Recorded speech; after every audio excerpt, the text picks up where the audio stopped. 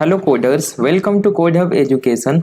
आज इस वीडियो में हम लोग डिस्कस करने वाले हैं सी लैंग्वेज के टॉप 120 एमसीक्यूज जो कि पिछले 5 इयर्स में पूछे गए हैं और इस साल भी पूछे जाने के पूरे चांसेस हैं। तो आप इस वीडियो को ध्यान से देखिए और वीडियो अच्छा लगे तो वीडियो को जरूर लाइक कर दीजिए। चलिए स्टार्ट करते हैं हम लोग क्वेश्चन नंबर 1 से। देखिए मैंने यहाँ पे आपकी सुविधा के लिए चारों ऑप्शन को नहीं लिखा है।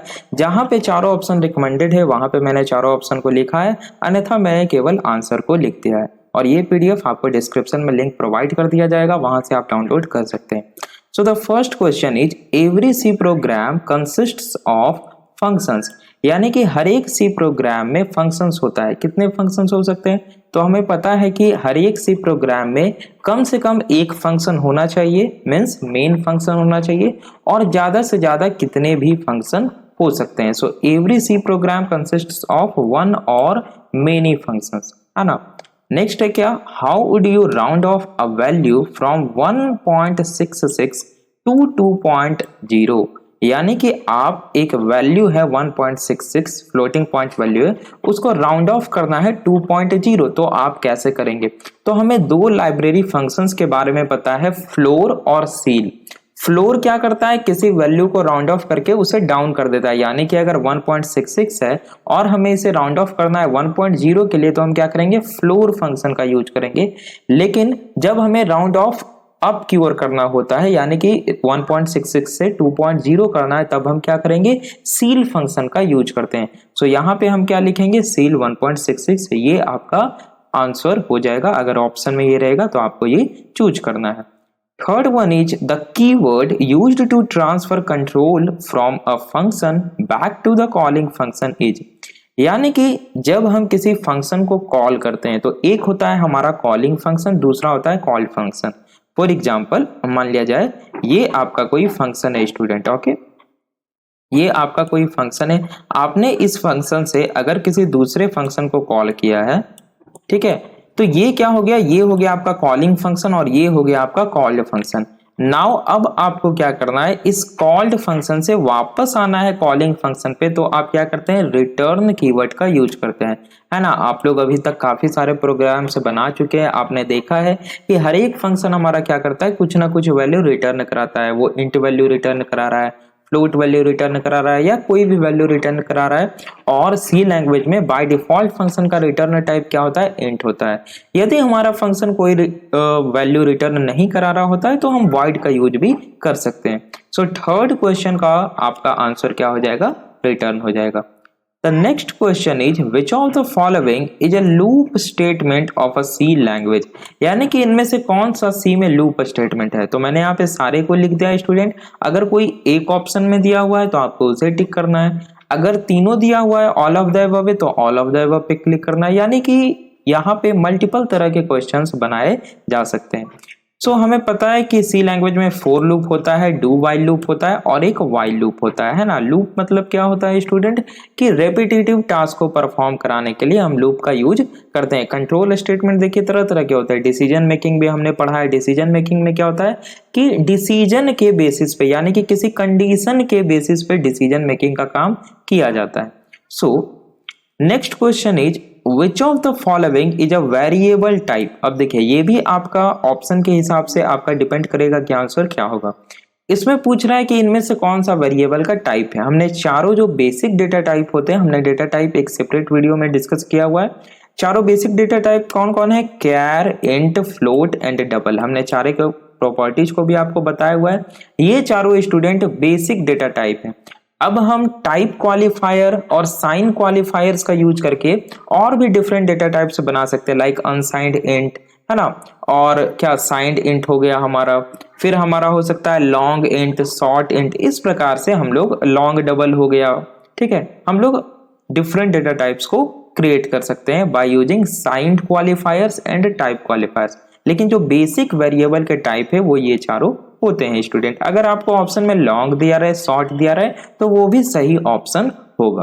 ओके, नेक्स्ट क्वेश्चन है which of the following operator can be used to access value at address stored in a pointer variable. तो ध्यान से समझिए क्वेश्चन क्या कर रहा है। क्वेश्चन कर रहा है कि इनमें से कौन सा ऑपरेटर यूज होता है किसी एड्रेस पे स्टोर हुए वैल्यू को एक्सेस करने के लिए। आई बात समझ में? इनमें से कौन सा ऑपरेटर यूज होता है कि किसी एड्रेस पे वैल्यू हमारा स्टोर है और उस एड्रेस पे जो वैल्यू है उसे हमें एक्सेस करना है, तो उसके लिए हम यूज करते हैं डी रेफरेंस ऑपरेटर। इसे क्या बोला जाता है स्टूडेंट? कहीं कहीं पॉइंटर ऑपरेटर भी बोल दिया जाता है, लेकिन इसका जो मेनली नेम होता है आपको ये पता रखना है कि इसे डी रेफरेंसिंग ऑपरेटर कहा जाता है। ये बेसिकली क्या करता है? डी रेफरेंस कर देता है। यानी कि अगर किसी पॉइंटर वेरिएबल में मान लिया जाए किसी का एड्रेस स्टोर है, किसी वेरिएबल का एड्रेस स्टोर या किसी भी वैल्यू का एड्रेस स्टोर है, मुझे उस वैल्यू को एक्सेस करना है, देन मैं क्या करूंगा? उस पॉइंटर वेरिएबल के साथ इस डी रेफरेंसिंग ऑपरेटर का यूज करूंगा। आई होप आप लोग समझ गए स्टूडेंट। वीडियो को आगे फॉरवर्ड करने से पहले मैं आप लोगों को एक बात बताना चाह रहा हूं कि अभी हमारे channel that is code hub education पे स्टूडेंट सी लैंग्वेज का कंप्लीट प्लेलिस्ट का चल रहा है और जो कि लगभग कंप्लीट होने ही वाला है, 4 से 5 दिन में आपका कंप्लीट हो जाएगा। तो यदि आपने अभी तक इसे नहीं देखा है तो काइंडली डिस्क्रिप्शन में लिंक दिया हुआ है, वहां से जाके आप डिटेल में सारी चीजों को जो भी हमने एमसीक्यू अभी डिस्कस कर रहे हैं हम लोग, इसके सारे पॉइंट्स इसमें बताए गए। आप यहाँ पे जाकर के थ्योरी वाइज एक्सप्लेनेशन देख सकते हैं। हमने सारे वीडियो VS कोड पे बनाए हैं जिससे आपको प्रैक्टिकल एक्सपीरियंस देखने को मिलेगा। आप लोग साथ में कोड भी डाउनलोड कर सकते हैं। हर एक वीडियो के डिस्क्रिप्शन में कोड का लिंक प्रोवाइड कर दिया जाता है, वहां से आप ज्यादा से ज्यादा प्रैक्टिस भी कर सकते हैं। और चैनल को यदि आपने अभी तक सब्सक्राइब नहीं किया है तो काइंडली सब्सक्राइब कर लीजिए, बेल आइकन भी क्लिक कर लीजिए ताकि जो लेटेस्ट नोटिफिकेशन आए वो आपको सबसे पहले मिल जाए स्टूडेंट। नाउ हम लोग वीडियो की ओर मूव करते हैं।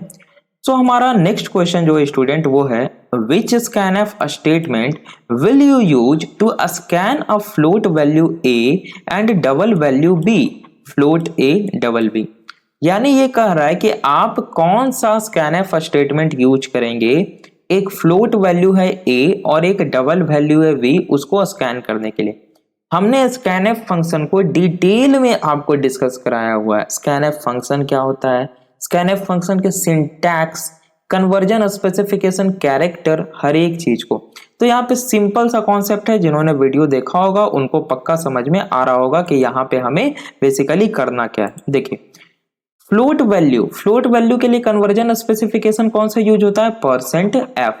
And second is double value के लिए हम लोग कौन सा यूज करते हैं? %lf। और कौन सा lf? Small lf, capital L नहीं, कैपिटल एल अगर हम कर देंगे तो वो लॉन्ग डबल वैल्यू के लिए यूज होता है। ओके, तो ये सब चीजें मैंने आपको वीडियो में बताया था। तो यहाँ पे क्या होगा स्टूडेंट? स्कैनफ और डबल क्वोट्स के अंदर में हम लोग क्या प्रोवाइड करते हैं? Control string. तो यहाँ पे कन्वर्जन स्पेसिफिकेशन में फर्स्ट हम प्रोवाइड करेंगे %f, दूसरा %lf और इसके कॉरेस्पॉन्डिंग एड्रेस प्रोवाइड करना होगा। तो ए और बी में स्टोर करना है तो एड्रेस ऑफ ए और एड्रेस ऑफ बी। ये एम% सिंबल यूज होता है स्टूडेंट एड्रेस को फाइंड आउट करने के लिए या एड्रेस को रेफर करने के लिए। Okay, the next question is, what actually get pass when you pass an array as a function argument? और ये बहुत ही इंपॉर्टेंट क्वेश्चन है स्टूडेंट, यानी कि जितना बोला जाए उतना ही ये इंपॉर्टेंट क्वेश्चन है। ये क्वेश्चन काफी बार एग्जाम में पूछा जाता है। देखिए, यहां क्या पूछा जा रहा है कि जब आप किसी एरे को फंक्शन के आर्गुमेंट के तौर पे पास करते हैं तब एक्चुअली पास क्या होता है? जैसे अगर मैं आपको बताऊं कि जैसे अगर हम लोग कोई वेरिएबल पास करते हैं तो क्या होता है? वेरिएबल का वैल्यू पास होता है। लेकिन जब आप एरे पास करते हैं तो वो वैल्यू नहीं पास होता है। क्या पास होता है? Base address of the array pass होता है। व्हाई? बिकॉज हम लोगों ने पढ़ रखा है कि array name is itself a pointer. Array का नेम क्या करता है? उसके बेस एड्रेस यानी कि उसके फर्स्ट एलिमेंट के एड्रेस को रिप्रेजेंट करता है। आई होप आप लोग समझ गए होंगे student. The next question is, what function can be used for calculating square root of a number? तो हमें पता है कि स्क्वायर रूट के लिए पहले से प्री डिफाइंड फंक्शन हमारे पास math.h हेडर फाइल में मौजूद है, दैट इज sqrt। इसी तरह का क्वेश्चन आपसे एक और पूछा जा सकता है कि हम लोग किसी वैल्यू का पावर निकालने के लिए किस फंक्शन का यूज करते हैं ना, पावर जैसे 2 पावर 3, 3 पावर 4, इस तरह का। तो हम POW फंक्शन डिफाइंड है math.h हेडर फाइल में, इस लाइब्रेरी फंक्शन का यूज करके हम पावर को निकाल सकते हैं। तो वो भी क्वेश्चन आपसे इसी तरह का पूछा जा सकता है। ठीक है, the next question is, int a5 equals 1 2 3 what is the value of a4।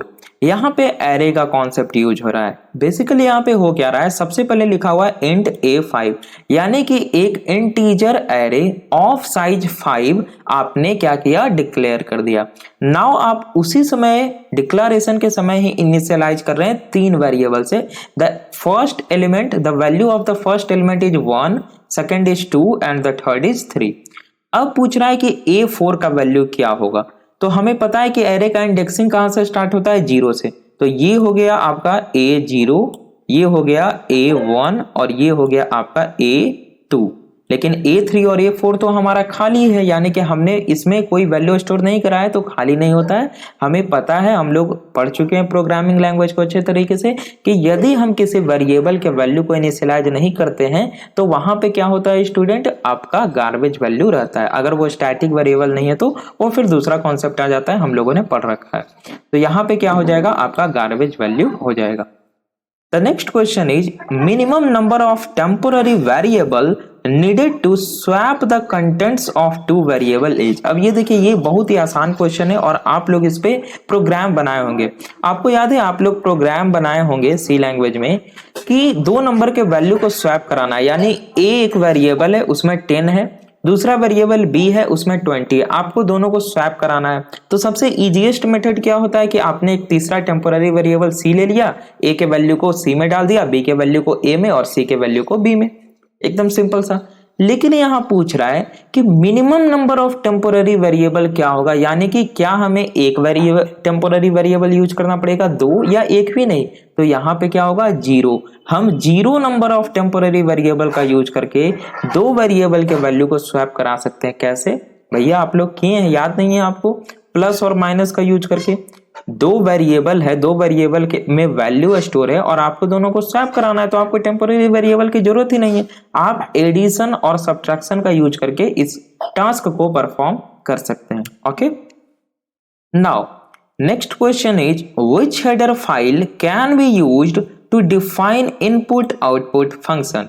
यानी कि कौन सा हेडर फाइल यूज होता है इनपुट आउटपुट फंक्शन को डिफाइन करने के लिए। तो हमने आपको शुरुआत में ही बताया था, सी लैंग्वेज के शुरुआत में, और हर एक वीडियो में लगभग हम सोर्स कोड बनाते समय बता देते हैं आपको कि जो standard input output library function है, डेट इज आपका scanf हो गया और printf हो गया, वो stdio.h हेडर फाइल में आपका मौजूद है। इसलिए हमें इसे क्या करना पड़ता है, प्रोग्राम जब हम क्रिएट करते हैं, प्रोग्राम राइट करते हैं, तो हमें इसे इंक्लूड कराना पड़ता है। The next question is a self-contained block of a statement that performs a coherent task of same kind। अब देखिए, यहां पे हमने पढ़ा था फंक्शन का कॉन्सेप्ट सी लैंग्वेज में। फंक्शन में हम लोग क्या करते हैं कि coherent task of same kind, यानी कि एक ही तरह का टास्क को परफॉर्म करते हैं। फंक्शन क्या होता है, सेट ऑफ स्टेटमेंट्स होता है जो कि एक तरह का टास्क परफॉर्म करता है। जैसे हम एडिशन के लिए एक अलग फंक्शन क्रिएट कर सकते हैं, सब्ट्रैक्शन के लिए अलग फंक्शन क्रिएट कर सकते हैं, और जब हम उस फंक्शन को कॉल करेंगे तो वो उस स्पेसिफिक टास्क को परफॉर्म करेगा।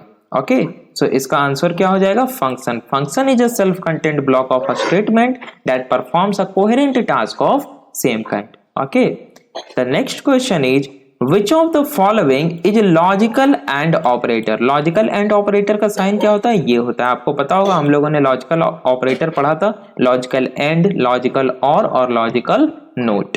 Okay, the next question is what is the output of this C code. ऐसा क्वेश्चन भी आपसे कई बार एग्जाम में पूछा जाता है और 3-4 क्वेश्चन ऐसे पूछ दिए जाते हैं। ठीक है, तो यहां पे आपको ध्यान देना है कि जब आपसे ऐसा क्वेश्चन पूछा जाएगा तो कभी भी आपसे सिंपल क्वेश्चन नहीं पूछा जाएगा। तो आपको एकदम फटाफट सॉल्व नहीं करना है, आपको आराम से लाइन बाय लाइन प्रोग्राम को पढ़ना है, समझना है, 1-आधा मिनट का समय देना है, उसके बाद सॉल्व करना है। 1 सेकंड में सॉल्व नहीं करना है जब भी कोड दिया जाए तब।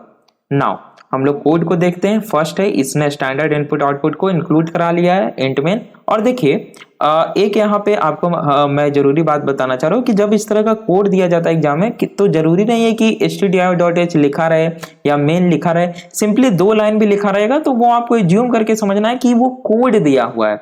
प्रोग्राम नहीं दिया जाता है आपको एग्जाम में, आपको लाइन ऑफ कोड दिया जाता है और उस कोड का आउटपुट पूछा जाता है। तो आपको ये ध्यान नहीं रखना है कि हमने स्टैंडर्ड इनपुट आउटपुट इंक्लूड नहीं कराया या हमने कोई फंक्शन नहीं लिखा, ये सारा नहीं। आपको देखना है कि उस लाइन ऑफ कोड का आउटपुट क्या आने वाला है या उस लाइन ऑफ कोड में क्या कहीं एरर है। सो हम लोग यहाँ पे देखते हैं, इसने 3 वेरिएबल डिक्लेयर किया इंटीजर, ए का वैल्यू है 1, बी का वैल्यू है 1 और सी का वैल्यू कुछ नहीं है। नाउ इसने लिखा है सी equals a plus plus plus B. अब देखिए ये बहुत ही ट्रिकी सवाल है ना। अब ट्रिकी सवाल जिन्होंने पढ़ा होगा उनके लिए कुछ भी ट्रिकी सवाल नहीं है, जस्ट यहाँ पे ऑपरेटर का कॉन्सेप्ट का यूज किया और हमने ऑपरेटर को डिटेल में आपको बताया हुआ है। यहाँ पे जो कॉन्सेप्ट यूज हुआ है वो यूज हुआ है प्रेसिडेंस ऑफ ऑपरेटर। देखिए हमने प्लस में 2 तरह का कॉन्सेप्ट पढ़ा था। एक तो होता है आपका एडिशन, है ना, बाइनरी अरिथमेटिक एडिशन जिसे हम लोग कहते हैं। दूसरा होता है आपका इंक्रीमेंट ऑपरेटर, है ना, इंक्रीमेंट ऑपरेटर। जब हमने पढ़ा था प्रेसिडेंस ऑफ ऑपरेटर, तो जो आपका इंक्रीमेंट ऑपरेटर है स्टूडेंट, इसका प्रेसिडेंस हाई होता है देन एडिशन ऑपरेटर, यानी कि आपका इंक्रीमेंट ऑपरेटर पहले सॉल्व होगा देन आपका एडिशन ऑपरेटर सॉल्व होगा। तो यहां पे यदि आप ध्यान दें तो a प्लस प्लस ये ट्रीट होगा एज अ पोस्ट इंक्रीमेंट, ध्यान दीजिए a प्लस प्लस ये ट्रीट होगा as a post increment and plus b जो है ये ट्रीट होगा एज अ अरिथमेटिक एडिशन।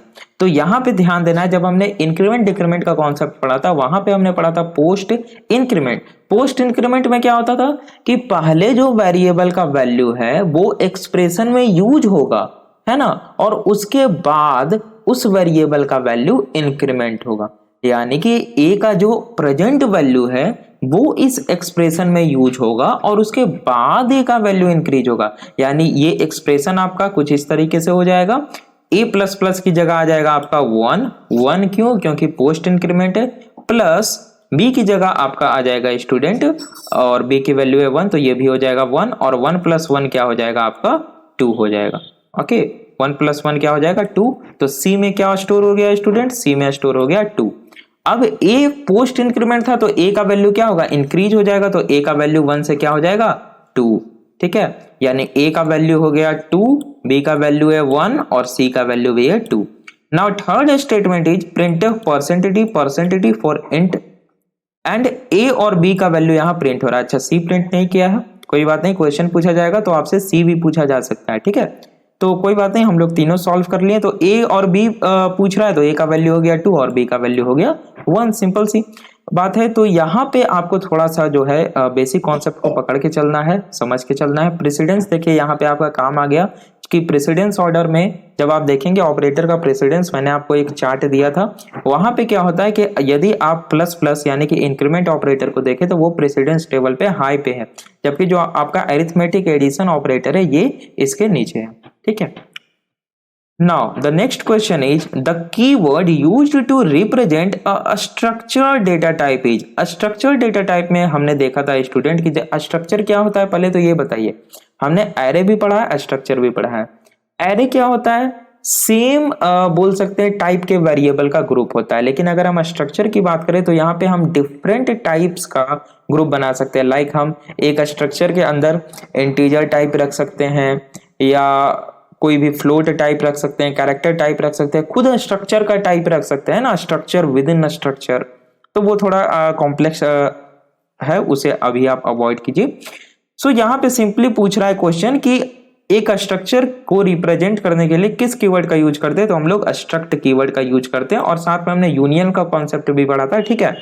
देखिए नेक्स्ट क्वेश्चन पूछ दिया गया कि यूनियन क्या है स्टूडेंट, हमने पढ़ा था कि यूनियन एक स्ट्रक्चर ही है, एक स्पेशल टाइप ऑफ स्ट्रक्चर है। तो आखिर स्ट्रक्चर और यूनियन में डिफरेंस क्या होता है, थोड़ा सा सुन लीजिए, काम आएगा आपका। स्ट्रक्चर में हम लोग डिफरेंट टाइप्स के डेटा को क्या कर सकते हैं, स्टोर करा सकते हैं।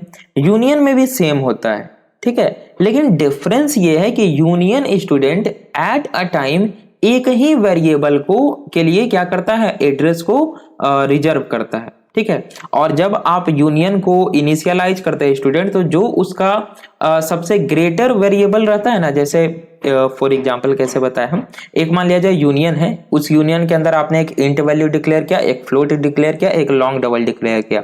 तो सबसे बड़ा इसमें लॉन्ग डबल हो गया। तो लॉन्ग डबल के लिए क्या होगा, वहां पे मेमोरी रिजर्व हो जाएगा। लॉन्ग डबल का जितना भी साइज होगा उसके हिसाब से मेमोरी रिजर्व होगा। यही यदि आप स्ट्रक्चर की बात करें और स्ट्रक्चर में आप एक इंट और एक फ्लोट और एक लॉन्ग डबल डिक्लेयर करें, तो इंट का साइज प्लस लॉन्ग का साइज प्लस लॉन्ग डबल का साइज, ये तीनों मिला के जितना साइज होगा ना उतना रिजर्व होता है।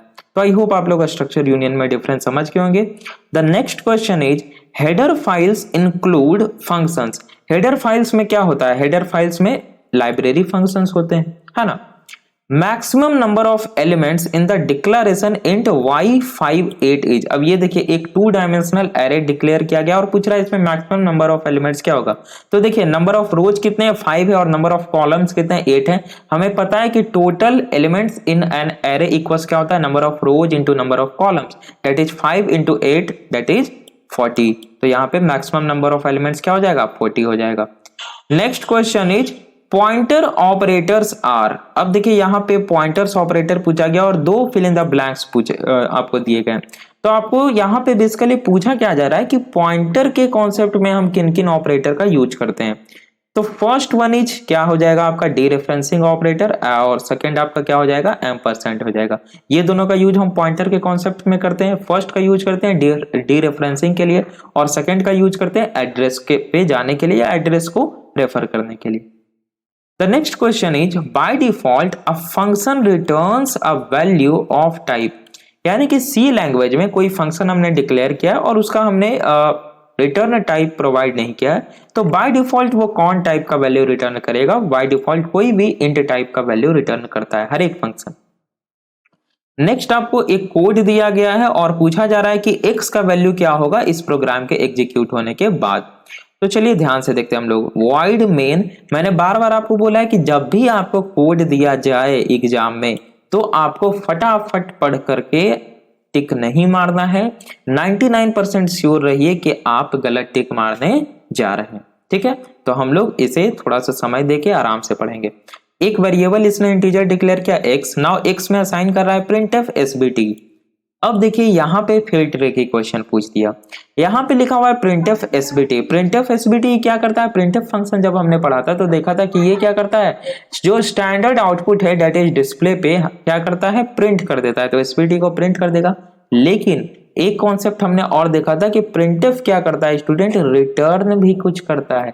क्या रिटर्न करता है, नंबर ऑफ कैरेक्टर जो कि उसने प्रिंट किया है। तो अभी इसने टोटल कितने कैरेक्टर को प्रिंट किया है, काउंट कीजिए मेरे साथ, SBTE टोटल 4 कैरेक्टर्स को इसने प्रिंट किया है। तो ये क्या रिटर्न करेगा, ये 4 वैल्यू को रिटर्न करेगा और ये 4 वैल्यू जाके किस में स्टोर हो जाएगा, x में स्टोर हो जाएगा।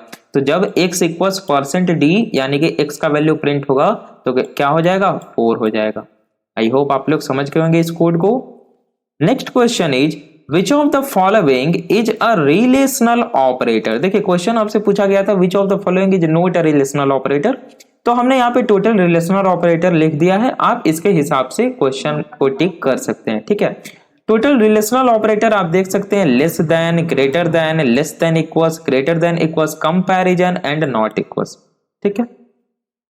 Next question is Which among the following is a conditional control structure। यानी कि इनमें से कौन सा कंडीशनल कंट्रोल स्ट्रक्चर है। हमें पता है कि सी लैंग्वेज में 2 ही कंडीशनल कंट्रोल स्ट्रक्चर है, the first one is if else and the second one is switch case. ये दोनों कंडीशनल कंट्रोल स्ट्रक्चर है। कंडीशनल कंट्रोल स्ट्रक्चर क्या होता है कि किसी कंडीशन के बेसिस पे हम क्या करें, डिसीजन मेकिंग का काम करें। यानी कि कंडीशन है कि अगर ऐसा होगा तो हम ये करेंगे और ऐसा नहीं होगा तो हम ये करेंगे, ठीक है। Next question is does logical operator in C language are evaluated with short circuit। बिल्कुल, हमने लॉजिकल ऑपरेटर के कॉन्सेप्ट में पढ़ा है शॉर्ट सर्किटिंग का कॉन्सेप्ट। शॉर्ट सर्किटिंग बेसिकली क्या होता है कि जब आप लॉजिकल एंड का यूज कर रहे हैं, ठीक है। लॉजिकल एंड का मतलब क्या होता है कि जब आपका दोनों एक्सप्रेशन इवेल्युएट होके, यानी कि इसे 2 ऑपरेंड चाहिए स्टूडेंट इस ऑपरेटर को, एक आपका लेफ्ट ऑपरेंड होगा, एक राइट ऑपरेंड होगा। अब ऑपरेंड में आपका एक्सप्रेशन हो सकता है, कोई आपका वैल्यू हो सकता है, कुछ भी हो सकता है। तो दोनों एक्सप्रेशन कैलकुलेट होके जब ट्रू आएगा तभी आपका रिजल्ट ट्रू होगा, अनलेस नहीं तो क्या होगा, आपका फॉल्स होगा। तो यहां पे एक बात बताइए, अगर हमारा पहला एक्सप्रेशन ही फॉल्स आ जाए, फॉल्स मतलब क्या होता है, फॉल्स का वैल्यू 0 होता है। अगर हमारा पहला एक्सप्रेशन इवेल्युएट होके फॉल्स आ जाए तो क्या दूसरा एक्सप्रेशन पे हमारा वैल्यू डिपेंड कर रहा है क्या?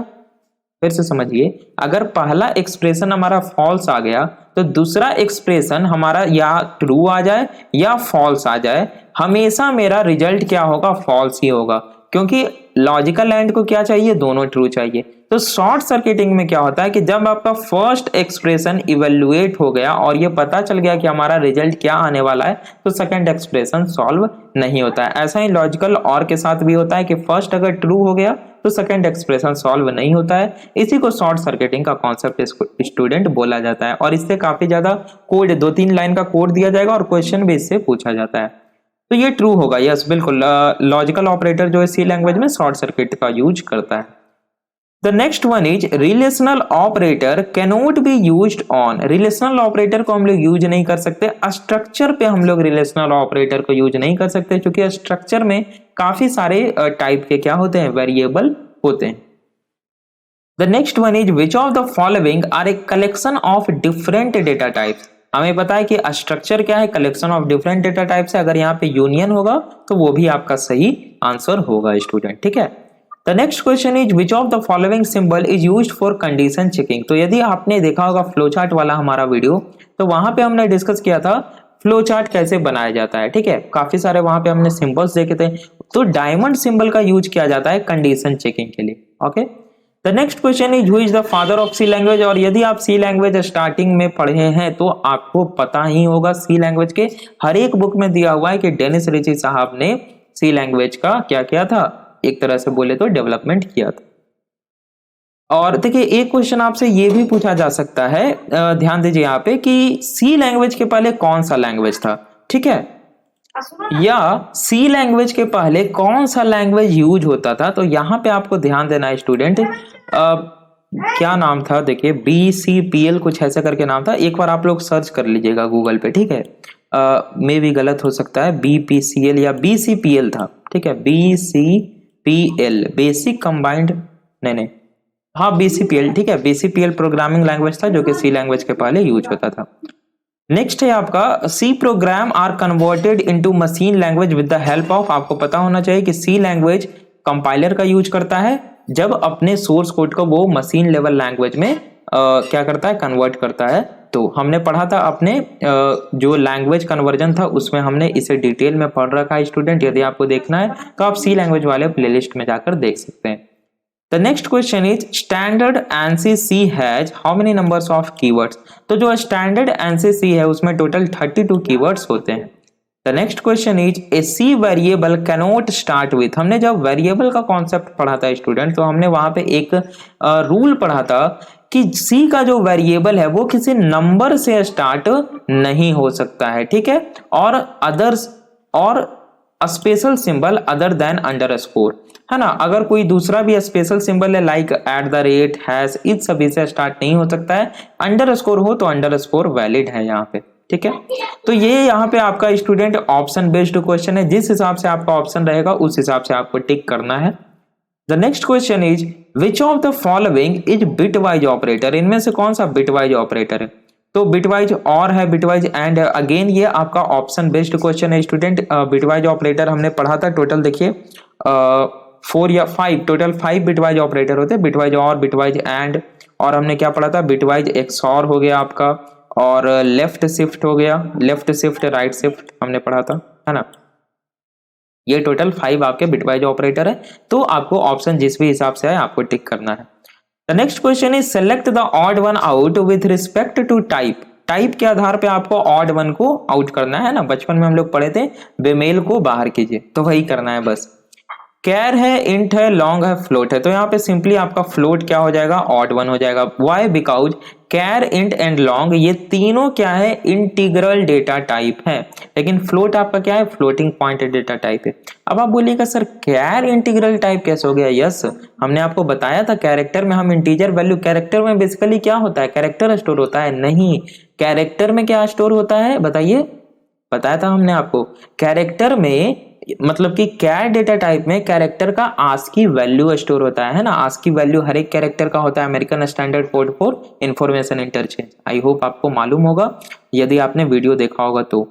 नेक्स्ट है which of the following can never be sent by call by value, किसे कॉल बाय वैल्यू के द्वारा नहीं भेजा जा सकता है, एरे के द्वारा। एरे को हमने पढ़ा है कि एरे का नेम क्या होता है, एक पॉइंटर होता है। तो जब भी आप एरे को पास कीजिएगा किसी फंक्शन के आर्गुमेंट में तो एरे का बेस एड्रेस जाएगा, ना कि एरे पूरा का पूरा उठ करके जाएगा। आ गई बात समझ में? The next question is which type of variable can have same name in different function, किस तरह के वेरिएबल का सेम नेम हो सकता है डिफरेंट फंक्शन में। अब ये भी देखिए ऑप्शन बेस्ड है स्टूडेंट, जिस प्रकार का ऑप्शन दिया जाए उस प्रकार का आपको टिक करना है। Both static variable and function argument, yes जो स्टैटिक वेरिएबल है स्टूडेंट अलग अलग फंक्शन में अलग अलग सेम नेम का स्टैटिक वेरिएबल रह सकता है, और अलग अलग फंक्शन के आर्गुमेंट में आप सेम नेम का वेरिएबल डिक्लेयर कर सकते हैं, कहीं किसी प्रकार की परेशानी नहीं होने जा रही है। नेक्स्ट क्वेश्चन है for 16 bit compiler allowable range for integer constant is.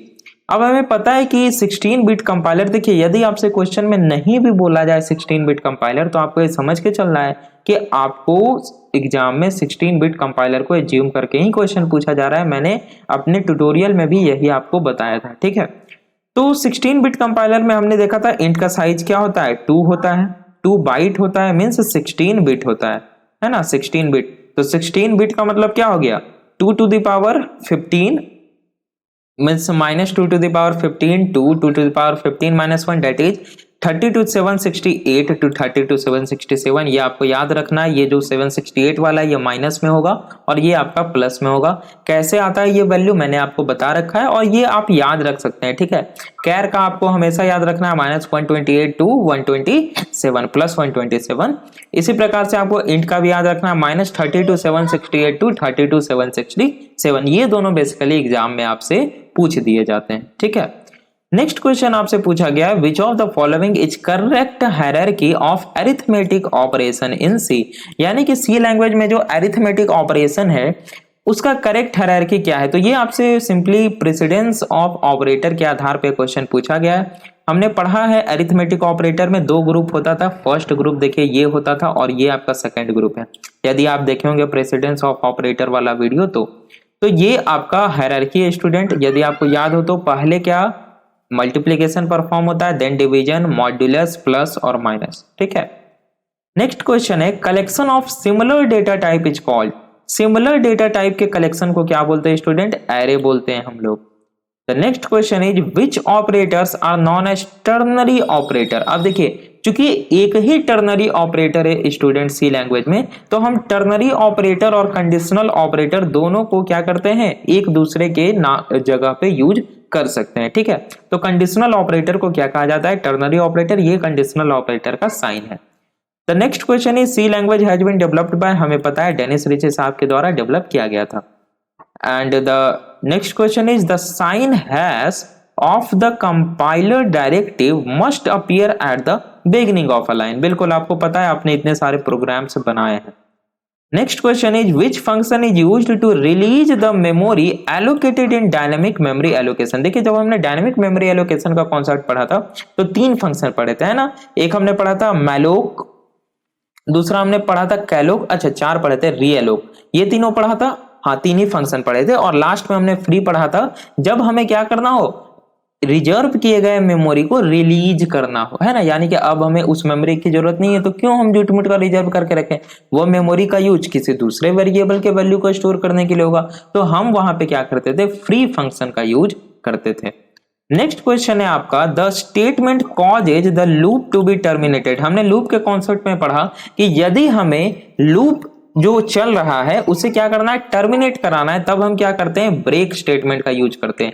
साथ ही एक हमने कंटिन्यू पढ़ा था कि यदि करंट इटरेशन को आपको ब्रेक कराना है तो हम कंटिन्यू का यूज करते हैं। ठीक है, तो ब्रेक और कंटिन्यू दोनों से आपसे क्वेश्चन पूछे जा सकते हैं। ब्रेक क्या करता है, पूरा लूप से ही बाहर निकाल देता है। कंटिन्यू क्या करता है, करंट इटरेशन को वहीं पे रोक देता है और नेक्स्ट इटरेशन आपका स्टार्ट करता है।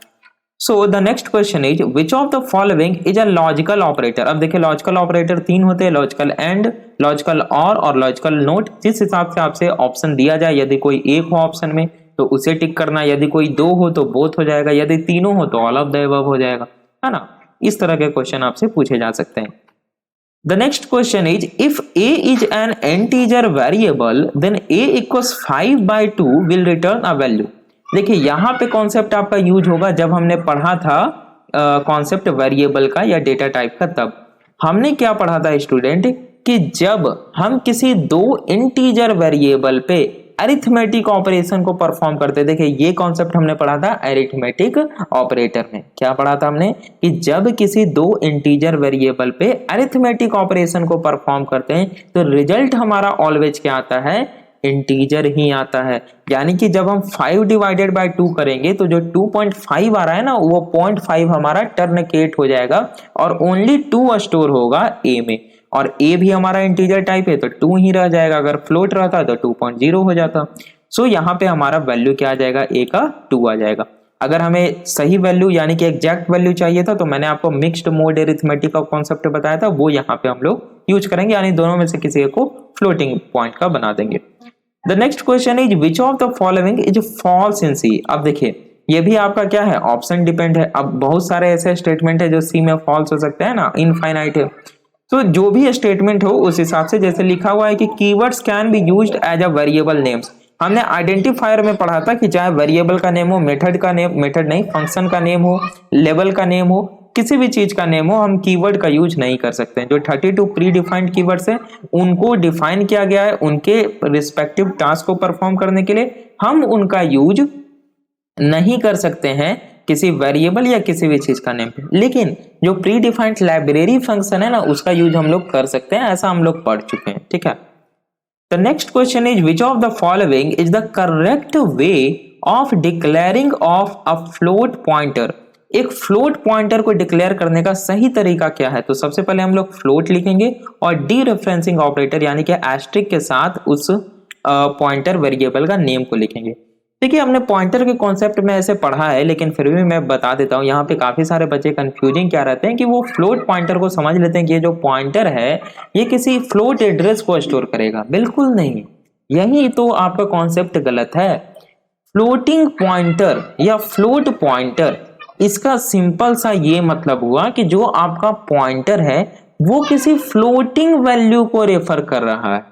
मीन्स क्या, जो आपका पॉइंटर वेरिएबल है वो किसी फ्लोटिंग पॉइंट जो वैल्यू है उसके एड्रेस को स्टोर कराए हुए। क्योंकि पॉइंटर जो है वो ऑलवेज एड्रेस को स्टोर करेगा और एड्रेस आपका हेक्साडेसिमल फॉर्म में होता है। इंटरनली वो भी नहीं होता है, लेकिन उतना डीप में अभी हमें आर्किटेक्चर नहीं पढ़ना है। ठीक है, चलिए नेक्स्ट हम लोग आगे बढ़ते हैं। Which committee standardize C programming language. तो हमें पता है कि सी प्रोग्रामिंग लैंग्वेज को स्टैंडर्डाइज किया गया था एनसी के द्वारा, that is American National Standard Institute, है ना। नेक्स्ट है आपका which of the following can not be checked in a switch case statement. तो फ्लोट वैल्यू को स्विच केस स्टेटमेंट चेक नहीं कर सकता है, क्योंकि केस में हमें क्या प्रोवाइड करना है, हमें इंटीजर वेरिएबल प्रोवाइड करना है या हम कैरेक्टर को भी प्रोवाइड कर सकते हैं। क्यों, क्योंकि हमें पता है कि कैरेक्टर का एक क्या होता है, रिस्पेक्टिव आस्की वैल्यू होता है। तो हम कैर भी प्रोवाइड कर सकते हैं, इंट भी प्रोवाइड कर सकते हैं, बट फ्लोटिंग पॉइंट हम प्रोवाइड नहीं कर सकते हैं केस में। ठीक है, the next question is which of the statement we need to write in order to check any condition. किसी कंडीशन को चेक करने के लिए हमें इफ स्टेटमेंट को लिखना पड़ता है। Next question is which of the following is not an example of looping statement. अब देखिए ये भी आपका क्या हो गया, ऑप्शन बेस्ड हो गया। अब आपको सिर्फ ये पता रखना है कि लूपिंग स्टेटमेंट कौन कौन है। ठीक है, बाकी क्वेश्चन आपको अपने आप सॉल्व हो जाएगा। नोट वाला जितना क्वेश्चन है ना वो आपको रिवर्स याद रखना है, नोट वाला अपने आप सॉल्व हो जाएगा। थोड़ा सा बस ध्यान रखना है। जैसे इसमें पूछ रहा है इनमें से कौन सा लूपिंग स्टेटमेंट कौन नहीं है, तो अगर आपको ये पता है कि कौन कौन लूप है सी में, लूप स्टेटमेंट है, तो आप इजीली इसे सॉल्व कर सकते हैं। जैसे हमें पता है कि एक आपका वाइल होता है, दूसरा डू वाइल होता है, तीसरा फोर होता है, तो उसके अलावा जो भी बच गया वो लूपिंग स्टेटमेंट नहीं है, बात खत्म है। नेक्स्ट पूछा जा रहा है which one of the following is a bitwise operator. अब टोटल 5 बिटवाइज ऑपरेटर हमने देख लिया। ये देखिए आपका क्या है, इस साइड लेफ्ट हो गया, लेफ्ट शिफ्ट है, उसी तरह से राइट शिफ्ट होता है, आपका बिटवाइज और होता है, बिटवाइज एंड होता है, बिटवाइज एक्सऑर होता है। काफी सारे बच्चे कंफ्यूज रहते हैं बिटवाइज एंड में और लॉजिकल एंड में, ठीक है, क्योंकि शुरू प्रोग्रामिंग में आते हैं तो थोड़ा सा कंफ्यूजन होता है। हालांकि हमने डिटेल में बता रखा है आप लोगों को, ठीक है, और वीडियो सी लैंग्वेज वाले प्लेलिस्ट में आ रही है। मैं आपको फिर से बता दे रहा हूं यदि आप नहीं जान रहे तो, कि स्टूडेंट हमारे चैनल पे सी लैंग्वेज का कंप्लीट कोर्स देखिए चल रहा है, आप लोग इसे ज्वाइन कर सकते हैं। इसका लिंक मैं आपको डिस्क्रिप्शन में प्रोवाइड करा दूंगा और ये 4 से 5 दिन में खत्म होने वाला है पूरी तरीके से, तो आप रिवाइज भी कर सकते हैं एक तरीके से, ठीक है। जो प्रीवियस ईयर क्वेश्चन है वो मेरे पास आ गया है सी लैंग्वेज का, और जल्द ही 1 से 2 दिन में आपको उसका भी सारा डिस्कशन स्टूडेंट मिल जाने वाला है। वापस से चलते हैं स्टूडेंट हम लोग अपने वीवीआई क्वेश्चंस पे। तो नेक्स्ट आपका एमसीक्यू है find out the output for the following programme. ये जो आपको प्रोग्राम दिया हुआ है इसका आपको आउटपुट पता करना है। तो फिर से हम लोग क्या करेंगे, आराम से पढ़ेंगे, कोई हड़बड़ी नहीं है। सो मेन आपको दिया हुआ है, यहाँ पे डू लिखा हुआ है, देन है printf I am in loop while 4 less than 3। तो देखिए यहाँ पे कंडीशन हमारा फॉल्स हो रहा है, तो यहाँ पे कई बच्चे सोच सकते हैं कि नहीं प्रिंट नहीं होगा, लेकिन यहाँ पे डू वाइल का यूज किया और हमें पता है कि डू वाइल जो लूप है वहां पे एक बार तो हमारा लूप एग्जीक्यूट होगा ही होगा, उसके बाद कंडीशन अगर फॉल्स हो गया तो वो हमारा हट जाएगा। तो जैसे ही डू आया उसके बाद जो भी स्टेटमेंट है ये एक बार ही तो एग्जीक्यूट होगा ही होगा, तो आई एम इन लूप क्या होगा, एक बार हमारा प्रिंट हो जाएगा, देन हमारा कंडीशन चूंकि फॉल्स हो गया हमारा, उसके बाद एग्जीक्यूट नहीं होगा। नेक्स्ट क्वेश्चन अगेन आपको कोड दिया हुआ है, मेन है और int x equals 2 y equals 3 print F %d और एंड हो गया। यानी कि देखिए यहाँ पे क्या है, हमें यहाँ पे कन्वर्जन स्पेसिफिकेशन प्रोवाइड किया गया है, that is %d print f में, लेकिन हमने इसके कॉरेस्पॉन्डिंग आपको क्या प्रोवाइड करना होता है बताइए। जब आपने %d दिया, हमने प्रिंट एफ में पढ़ा था स्टूडेंट, इसके कॉरेस्पॉन्डिंग आपको वेरिएबल के नेम प्रोवाइड करना रहता है ना, जिसका वैल्यू आपको यहाँ पे प्रिंट करना है।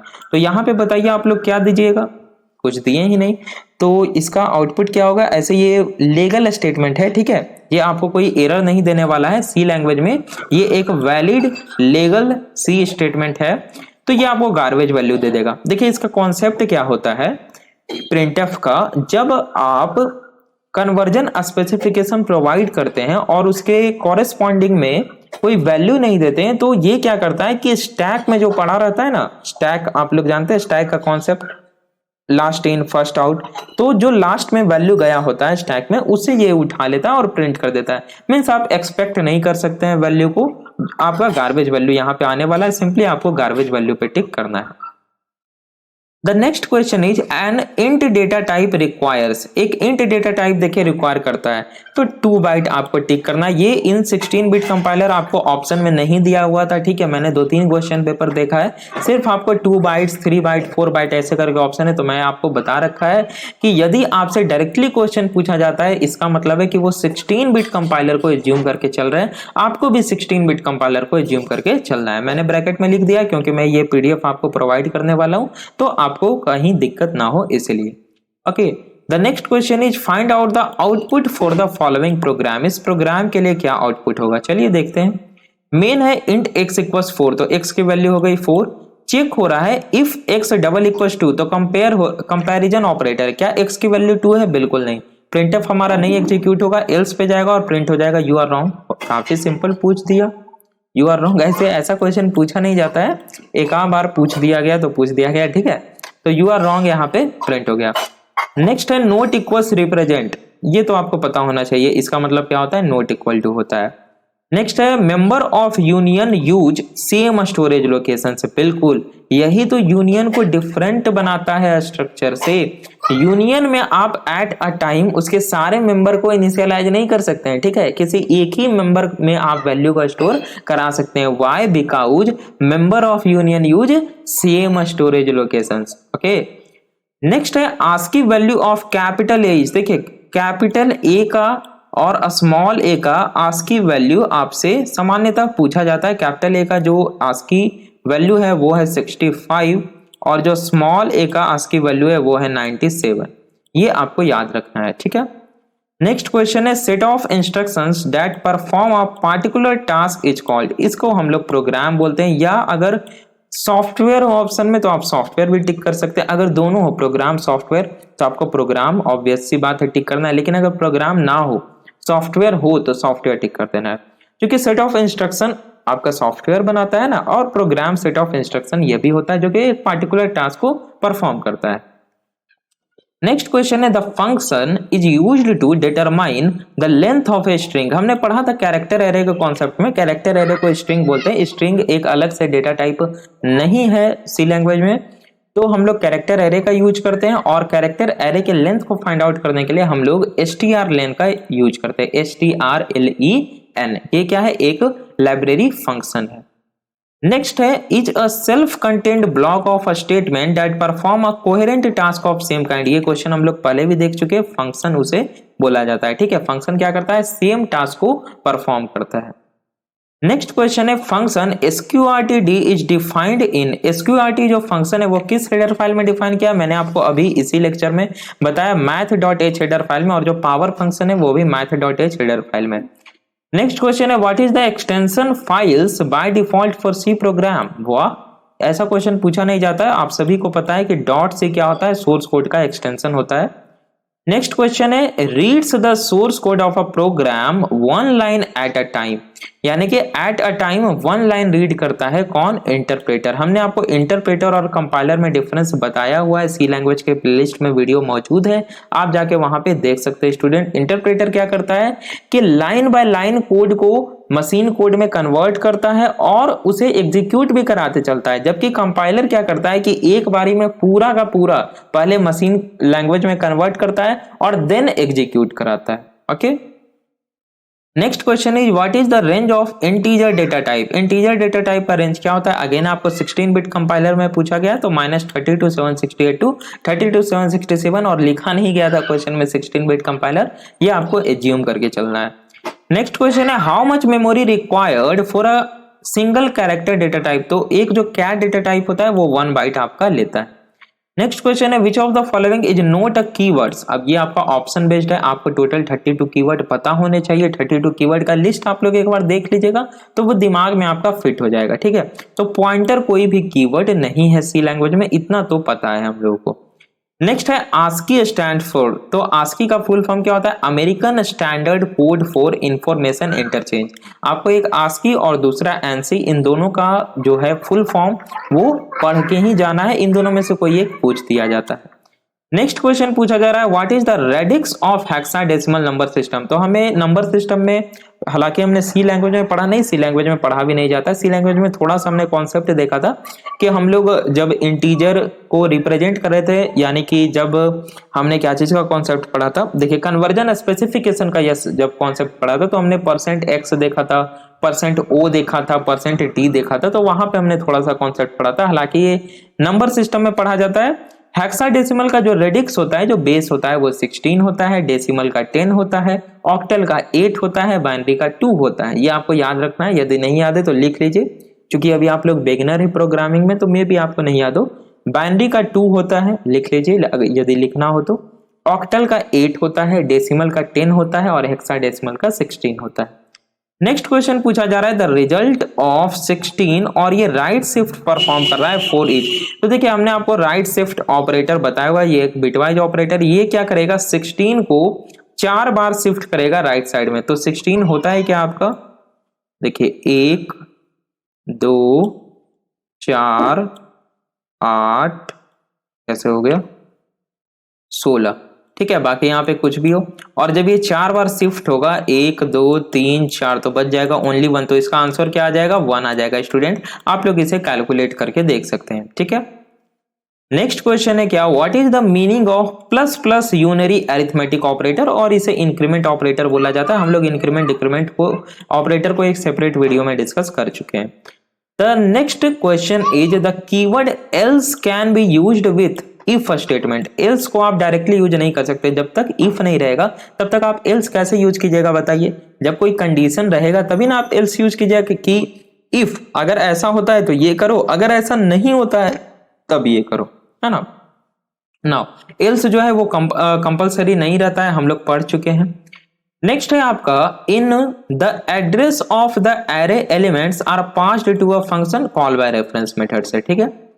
नेक्स्ट है is a special type of variable which holds the value of address of other variable. बिल्कुल पॉइंटर होगा। पॉइंटर क्या है? एक स्पेशल टाइप ऑफ वेरिएबल है जो कि वैल्यू को स्टोर नहीं करता है, वैल्यू के एड्रेस को स्टोर करता है। यानी जो वेरिएबल है आपका, कोई भी variable A B C D, integer type का हो, फ्लोटिंग टाइप का हो, या वो एक पॉइंटर ही हो। हमने पढ़ा था ना कि एक पॉइंटर किसी दूसरे पॉइंटर के एड्रेस को स्टोर कर सकता है। यानी कि वो पॉइंटर क्या कर रहा है? उस पॉइंटर को रेफर कर रहा है।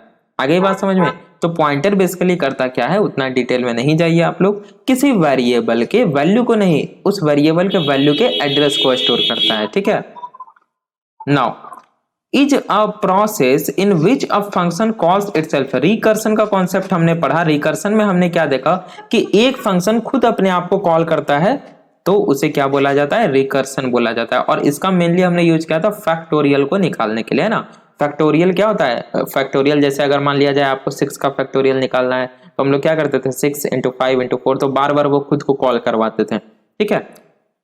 नेक्स्ट है एक character array always ends with. देखिए जो कैरेक्टर एरे होता है वो ऑलवेज एंड होता है नल कैरेक्टर से। चूंकि जो कैरेक्टर एरे होता है स्टूडेंट वो एक स्ट्रिंग होता है और स्ट्रिंग हमेशा एंड होता है किससे? नल कैरेक्टर से।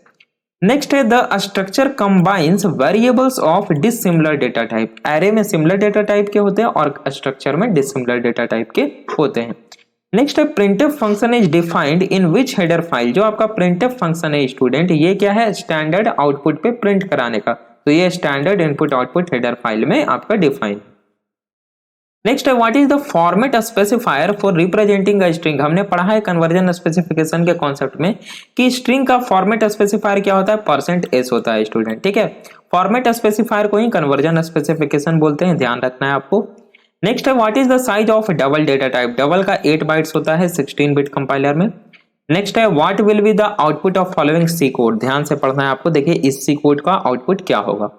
इंट x, y, दो इंटीजर वेरिएबल डिक्लेयर किया हुआ। x = 5, x का वैल्यू 5 हो गया, y = 6++। काफी आसान है लेकिन इसमें भी आप फंस सकते हैं। देखिए हमने इंक्रीमेंट डिक्रीमेंट में पढ़ा था पोस्ट इंक्रीमेंट का कॉन्सेप्ट। पोस्ट इंक्रीमेंट में क्या होता है कि सबसे पहले वेरिएबल का वैल्यू स्टोर हो जाता है।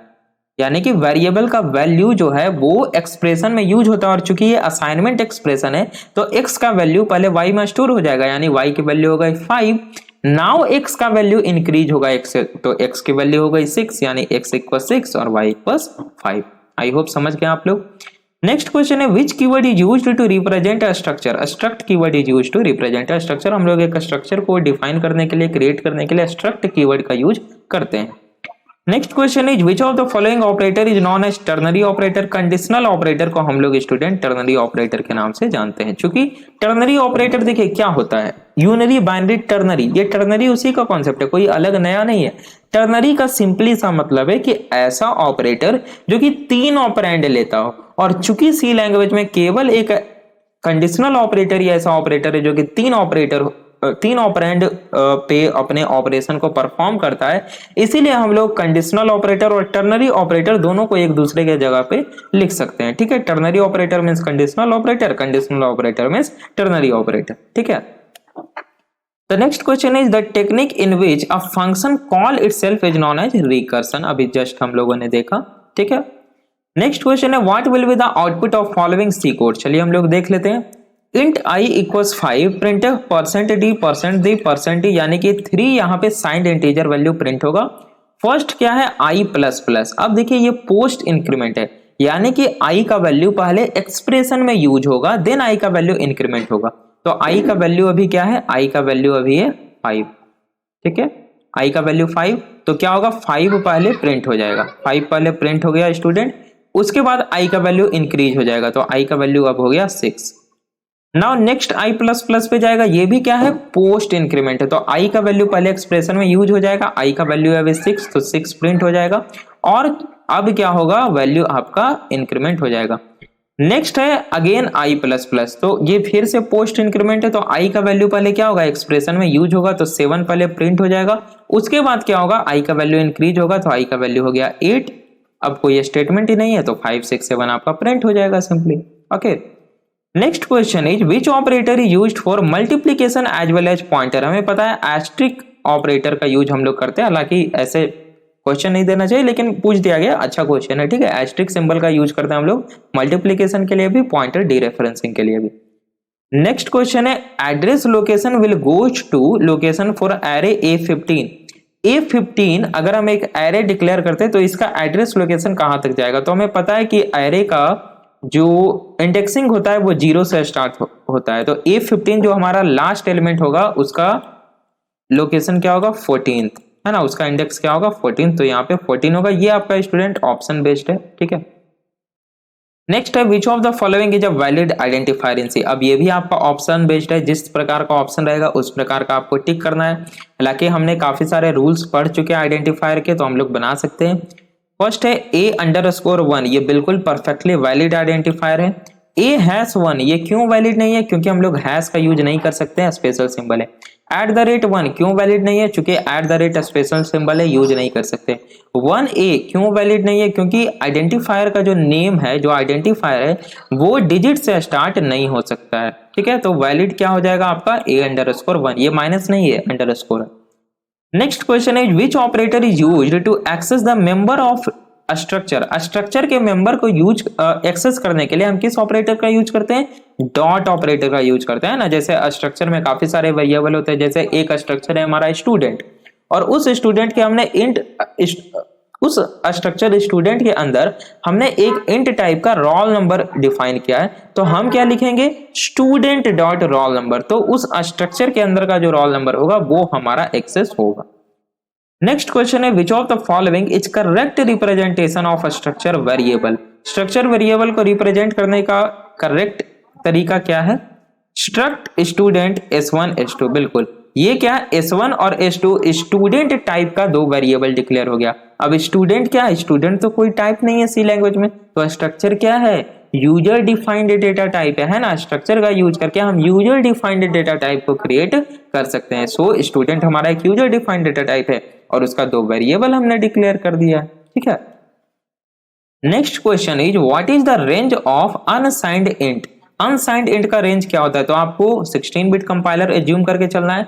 तो 16 बिट कंपाइलर में यदि आप अनसाइंड इंट का बात करें तो क्या हो जाएगा, क्या 2 to the power 16 नहीं, 2 to the power 16 वैल्यू को हम स्टोर कर सकते हैं, लेकिन स्टार्टिंग हो रहा है 0 से ना, तो एक हमारा घट जाएगा, यानी 65536 नहीं होगा, 65535 होगा। नेक्स्ट क्वेश्चन है what will be the output for following C code. आराम से पढ़ेंगे हम लोग। इंट पॉइंटर PA, एक हमारा पॉइंटर वेरिएबल डिक्लेयर हुआ है इंटीजर टाइप का, दूसरा A है, A इक्वल्स 5, A में 5 स्टोर हो गया, P equals address of A, तो पॉइंटर P जो है, यानी P जो पॉइंटर वेरिएबल है उसमें A का एड्रेस स्टोर हो गया, तो ये P क्या कर रहा है, A को रेफर कर रहा है। नाउ हम लोग प्रिंट करा रहे %d A और पॉइंटर P। बहुत आसान क्वेश्चन है ये, खैर आप लोग ध्यान से देखिए। यहाँ पे क्या होगा, फर्स्ट %d A से रिप्लेस हो जाएगा, तो A की वैल्यू क्या है 5, तो सिंपली प्रिंट हो जाएगा 5। सेकंड जो %d है वो रिप्लेस होगा पॉइंटर P से, और पॉइंटर P का मतलब क्या हुआ कि P जिस एड्रेस को रेफर कर रहा है उस एड्रेस का क्या वैल्यू है, तो एड्रेस का वैल्यू क्या है 5, तो अगेन प्रिंट हो जाएगा 5, तो 5 आपका प्रिंट हो जाएगा। The next question is which of the following is not a keyword in C। तो ये आपको 32 कीवर्ड याद रखना है। पॉइंटर ये देखिए क्वेश्चन बार बार पूछा जा रहा है, तो मे भी चांस है इस बार। और देखिए क्वेश्चन है ना, नया नहीं बनाया जाता है, काफी ये मतलब एक तरह का है, और आप लोग इसे एज ए एडवांटेज भी लेकर चल सकते हैं कि क्वेश्चन काफी कम नया क्रिएट किया जाता है, जो पुराने क्वेश्चन है उन्हीं को दे दिया जाता है, ठीक है। और मात्र आपसे 20 MCQs पूछे जाते हैं स्टूडेंट, इतना सारा MCQs हम करा रहे हैं, काफी सारा टाइप का MCQs आपका स्टूडेंट इस बार लड़ने वाला है। देखिए मैं ये नहीं कर रहा हूं कि सेम MCQ आपका आएगा, सेम भी आएगा, 4-5 सेम आएगा, लेकिन टाइप होता है ना MCQ का, कि इस टाइप का MCQs आपका आएगा। तो ऐसा नहीं है कि MCQs एक बार पढ़ लिए तो MCQ सेम नहीं होता है, MCQs का टाइप सेम होता है, ठीक है। सो नेक्स्ट है आपका a function that call another function is known as calling function. यानी कि एक फंक्शन है और ये जब दूसरे फंक्शन को कॉल करता है तो इस फंक्शन को हम बोलते हैं कॉलिंग फंक्शन और इस फंक्शन को बोलते हैं called function. Okay, the next question is which of the following is a library function in C. अब ये देखिए आपका ऑप्शन बेस्ड है, बहुत सारे लाइब्रेरी फंक्शन है सी में। मैथ है आपका, है ना।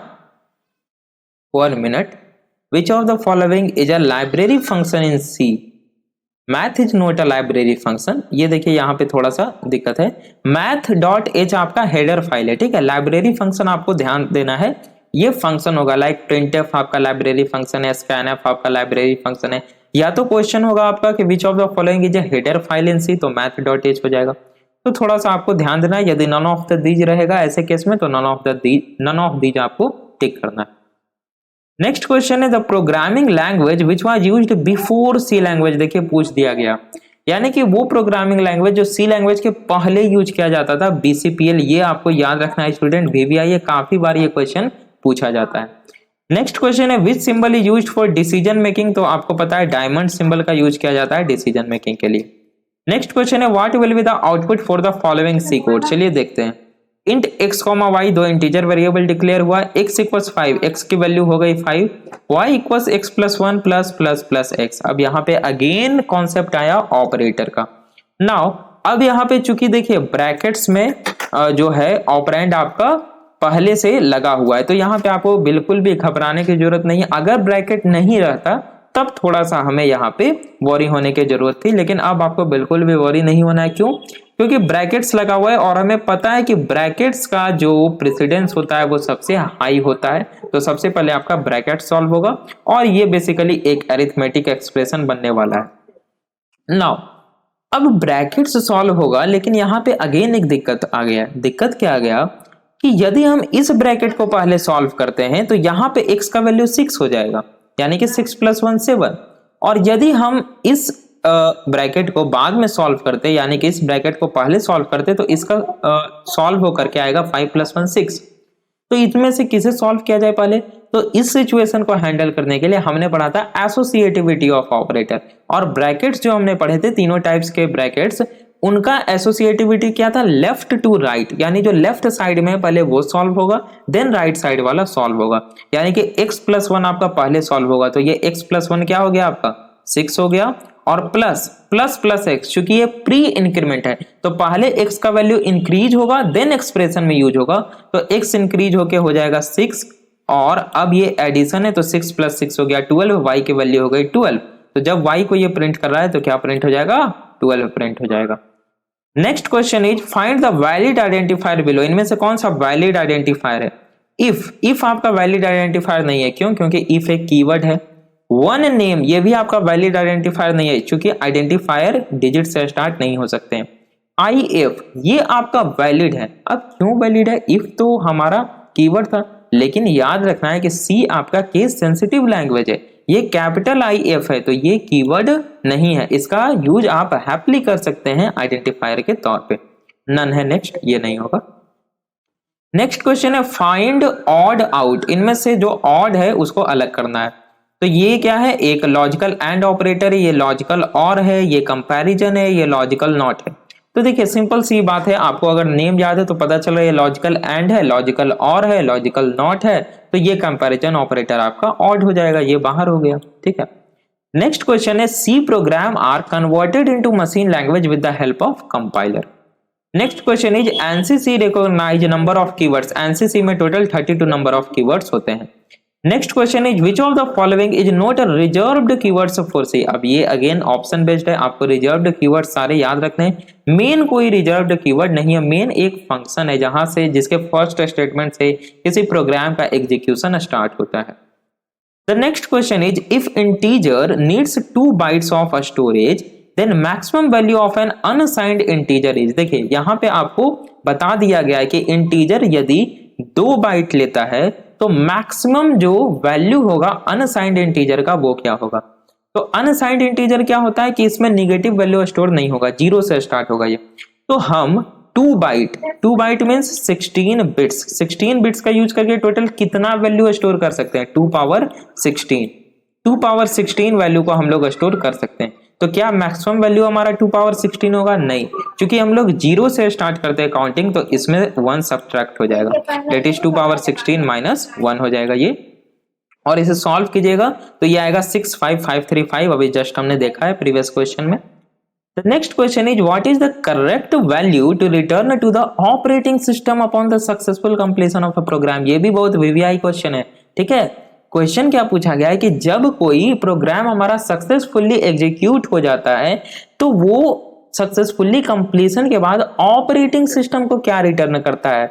यानी कि जब हम ऑपरेटिंग सिस्टम पढ़ेंगे, आपको थर्ड सेम में इस बार नहीं पढ़ना था ऑपरेटिंग सिस्टम, है ना, पहले हम लोगों को पढ़ना रहता था, शायद आपको फोर्थ सेम में दिया जाए। तो हम लोगों को पढ़ना रहता है कि ऑपरेटिंग सिस्टम में जब कोई हमारा टास्क कंप्लीट हो जाता है किसी प्रोग्राम का, तो वो 0 रिटर्न करता है। क्या रिटर्न करता है? 0 रिटर्न करता है। इसका मतलब क्या है कि हमारा प्रोग्राम सक्सेसफुली कंप्लीट हो गया, और यदि कुछ एरर आता है तो क्या रिटर्न करता था, देखिए निगेटिव वैल्यू। हाँ, जब एरर आता था तो निगेटिव वैल्यू वो हमें रिटर्न करके देखा था। आप लोग ऑपरेटिंग सिस्टम के कॉन्सेप्ट में इसे डिटेल से पढ़िएगा। अभी जस्ट आप ये नंबर याद रखिए कि 0 रिटर्न करेगा सक्सेसफुल कंप्लीशन होने पर। The next question is pre-processor directives are used for। pre-processor directives का यूज होता है किस लिए स्टूडेंट? फाइल इंक्लूजन के लिए, मैक्रो एक्सपेंशन के लिए, कंडीशनल कंपाइलेशन के लिए। अब ये देखिए यहाँ पे ऑल ऑफ द एबव होगा। फाइल इंक्लूजन मीन्स क्या? जो हम लोग math.h स्टैंडर्ड इनपुट आउटपुट.h इंक्लूड करा रहे हैं। मैक्रो एक्सपेंशन यानी जो हैश डिफाइन से हम लोग क्या करते हैं, डिफाइन कर देते हैं कांस्टेंट को। कंडीशनल कंपाइलेशन यहाँ पे हम लोग करा सकते हैं, यानी कि hash if, hash and if, है ना। हम लोग प्री प्रोसेसर डायरेक्टिव्स में पढ़ेंगे इसे, ठीक है। अभी हमने प्री प्रोसेसर डायरेक्टिव्स नहीं पढ़ा है, जल्दी हम लोग 1-2 दिन में इसे भी पढ़ेंगे।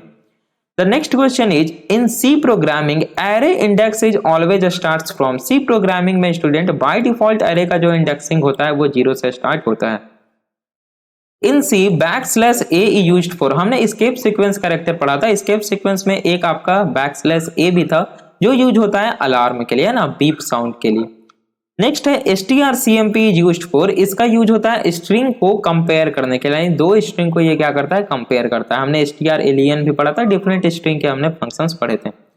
नेक्स्ट क्वेश्चन है guarantee to execute 1 time into do while. अच्छा, ये क्वेश्चन है, यानी कि एक टाइम एग्जीक्यूट होगा ही होगा हमारा लूप। ये गारंटी हमें किस में मिलती है? डू व्हाइल लूप में। बिकॉज जब डू हो रहा है तो हमारा वो पोर्शन एग्जीक्यूट हो रहा है, डू हो रहा है, और बाद में कंडीशन चेकिंग हो रहा है ना, और इसीलिए डू व्हाइल को एग्जिट कंट्रोल्ड लूप भी बोला जाता है। देखिए एक और एमसीक्यू आपसे पूछा जा सकता है कि एग्जिट कंट्रोल्ड लूप किसे बोला जाता है, तो वो बोला जाता है डू व्हाइल लूप को। ठीक है स्टूडेंट, वीडियो में आगे बढ़ने से पहले मैं आपको अगेन बता देना चाह रहा हूँ कि हमारे चैनल पे स्टूडेंट कंप्लीट सी लैंग्वेज का ट्यूटोरियल चल रहा है और लगभग ये एंड होने वाला है। यदि आपने अभी तक नहीं देखा है सारे ट्यूटोरियल को, तो डिस्क्रिप्शन में मैंने लिंक प्रोवाइड करा दिया है, आप वहां से जाके सारे वीडियो को एक्सेस कर सकते हैं। और यदि आपने अभी तक चैनल को सब्सक्राइब नहीं किया है तो काइंडली सब्सक्राइब कर लीजिए और बेल आइकन भी क्लिक कर लीजिए।